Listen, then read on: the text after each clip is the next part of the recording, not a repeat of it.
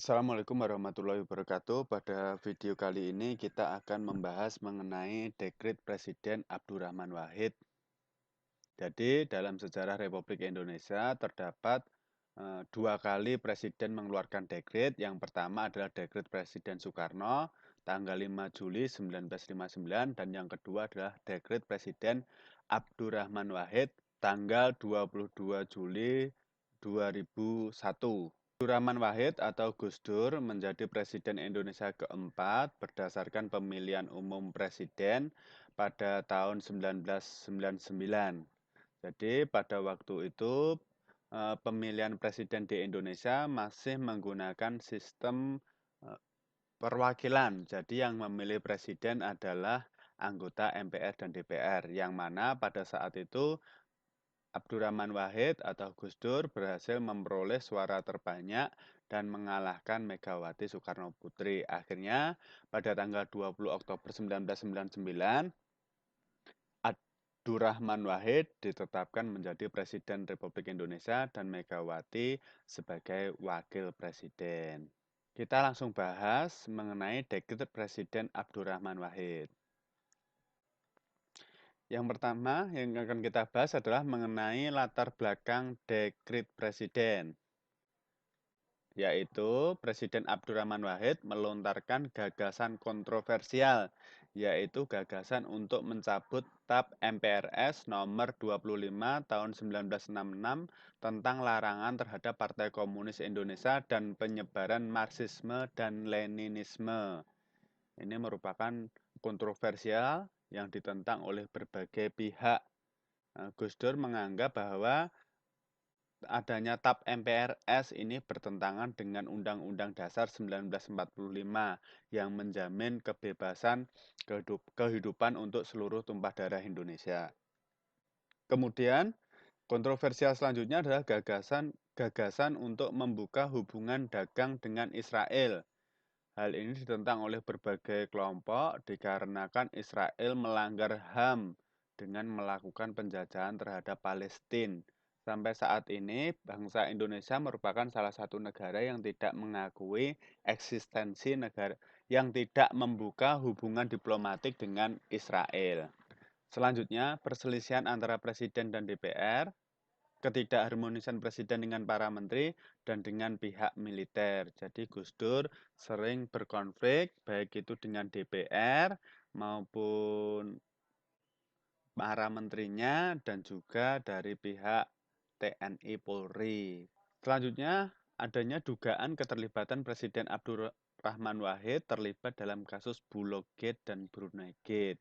Jadi dua skandal ini, skandal korupsi ini katanya itu melibatkan Presiden Abdurrahman Wahid. Akan tetapi setelah dilakukan penyelidikan, ternyata sampai detik ini tidak terbukti kalau Presiden Abdurrahman Wahid terlibat dalam Bulog Gate dan Brunei Gate. Ini merupakan berbagai konflik yang melatar belakangi dikeluarkannya dekret presiden. Kita bahas mengenai isi dekret. Jadi sebelum terjadinya dekret, terjadi berbagai runtutan peristiwa yang sampai ujungnya dikeluarkannya dekret presiden. Peristiwa dekret presiden didahului dengan berbagai peristiwa lainnya, antara lain pada tanggal 1 Februari 2001 DPR mengeluarkan memorandum yang mengingatkan presiden sudah melanggar Undang-Undang Dasar 1945. Akan tetapi, hal tersebut ditolak oleh presiden dan menganggap adanya memorandum itu sebagai tindakan inkonstitusional. Kemudian tanggal 30 April 2001 DPR kembali lagi mengeluarkan memorandum yang kedua. Hal tersebut dibalas dengan presiden mengancam untuk membubarkan DPR. Selanjutnya, tanggal 21 Juli 2001 MPR menyelenggarakan sidang istimewa yang dibalas oleh presiden dengan mengeluarkan dekret Presiden tanggal 22 Juli 2001 yang isinya antara lain, pertama, pembekuan MPR dan DPR RI, dua, mengembalikan kedaulatan ke tangan rakyat dan mempersiapkan pemilu dalam waktu 1 tahun, tiga, menyelamatkan gerakan reformasi dari hambatan unsur-unsur Orde Baru, sekaligus membekukan Partai Golkar sambil menunggu keputusan Mahkamah Agung. Ini merupakan isi dekret Presiden Abdurrahman Wahid tanggal 22 Juli 2001. Nah, dekret tersebut kemudian tidak berhasil dikarenakan salah satu faktornya tidak mendapat dukungan dari TNI dan Polri dan juga dikeluarkannya fatwa Mahkamah Agung yang menyatakan bahwa dekret melanggar hukum. Akhirnya gagal. Kalau kita berkaca pada dekret Presiden Soekarno tanggal 5 Juli 1959, hal itu berhasil karena pihak militer TNI memberikan dukungan terhadap dekret.